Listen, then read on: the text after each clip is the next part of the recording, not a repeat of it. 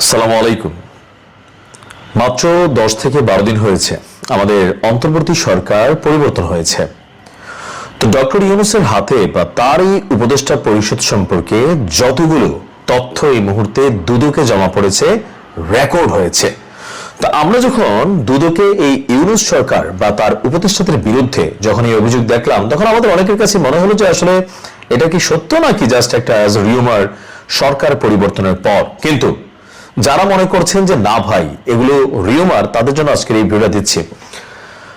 Doctor ইউনূসের যে সিদ্ধান্তগুলো নেওয়া হতো, যেমন ধরেন তার যে 666 কোটি টাকা মাফ হলো, তার গ্রামীণের নামে লাইসেন্স নেওয়া হলো আদম ব্যবসার, আরো বিভিন্ন ধরনের, ইভেন এই যে বাংলাদেশের যে বড় বড় প্রজেক্টগুলো আছে বা বড় বড় সিদ্ধান্তগুলো হতো, সেগুলো কি তিনি ক্যাবিনেটে করতেন? বাংলাদেশের রাষ্ট্রীয় সিস্টেম অনুযায়ী যখন কোনো সিদ্ধান্ত নেওয়া হয়, সেটা একটা সরকার যখন ক্ষমতায় থাকে একনেক বা মন্ত্রিসভায় গৃহীত হয়, অথবা ক্যাবিনেটের মধ্যে আলাপ আলোচনা, যাচাই বাছাই, ভালো মন্দ সবকিছু নির্ধারণ করে তারপর প্রজেক্টটা হাতে নেওয়া হয়। কিন্তু ডক্টর মোহাম্মদ ইউনূস আসলে কিভাবে সিদ্ধান্তগুলো নিতেন? কেন উপদেষ্টাদের বিরুদ্ধে শত না হাজার কোটি টাকার অভিযোগ, কয়েকজন তো কামাইও ফেলছে। আসুন দেখি। ডক্টর ইউনূস সরকারের বড় বড় সিদ্ধান্তগুলো ক্যাবিনেটে নেওয়া হতো না। কোথায় নেওয়া হতো? ক্যাবিনেটের বাইরে। আর এই তথ্য কে দিয়েছেন? এই বিস্ফোরক তথ্য দিয়েছেন অন্তর্বর্তী সরকারের সাবেক উপদেষ্টা ব্রিগেডিয়ার অবসরপ্রাপ্ত এম শাখাওয়াত হোসেন, যিনি প্রথমে স্বরাষ্ট্রমন্ত্রীর দায়িত্ব নেওয়ার পর তিনি যখন বিষয়গুলো নিয়ে নানান কথাবার্তা বললেন, তখন জুলাই যোদ্ধারা বা যারা বিভিন্ন ধরনের ঘটনার সাথে কানেক্টেড, তারা রাতারাতি তাকে সরানোর কথা বললেন আওয়ামী লীগ ইস্যুতে একটা মন্তব্যের পর। এরপর তিনি নৌ মন্ত্রণালয়ের যে দায়িত্ব সম্ভবত ওইটা পালন করেছেন।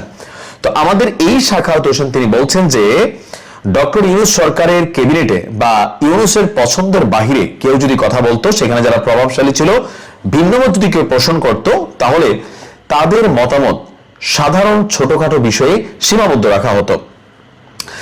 অন্তর্বর্তী সরকারের দায়িত্ব ছাড়ার পর একটি বেসরকারি টেলিভিশনকে এমন বিস্ফোরক তথ্য দিয়েছেন শাখাওয়াত হোসেন। তিনি বলছেন, আমরা যারা দ্বিমত করেছি এই সরকারের সিদ্ধান্ত গ্রহণের বেলায়, সেগুলো ছোটখাটো বিষয় ছিল, যেমন সূচিবাদ দেওয়া ইত্যাদি। দুর্ভাগ্যজনকভাবে বড় সিদ্ধান্তগুলো ক্যাবিনেটে নেওয়া হতো না, এগুলো ক্যাবিনেটের বাইরে আলোচনা হতো।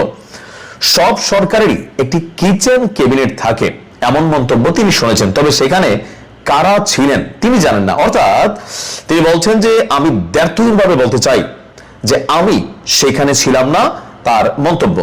এখন প্রশ্ন হচ্ছে, কাদেরকে নিয়ে ডক্টর ইউনূস এই বড় বড় সিদ্ধান্তগুলো নিত? যেমন ধরেন চট্টগ্রাম বন্দর দেওয়ার বিষয়ে যে সিদ্ধান্ত ছিল, আরো এরকম মার্কিন যুক্তরাষ্ট্রের সাথে বেশ কিছু সিদ্ধান্ত ছিল।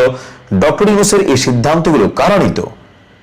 এখন তো প্রশ্ন আসতেছে যে তাহলে যে বড় বড় পদ, পদবি, পোস্টিং বা বিভিন্ন বিষয়, রাষ্ট্রীয় গুরুত্বপূর্ণ অস্ত্র কিনা, চুক্তি, এরকম অনেক কিছু সিদ্ধান্ত ইউনূস সরকার নিয়েছিল, তাহলে এগুলো কারা করত?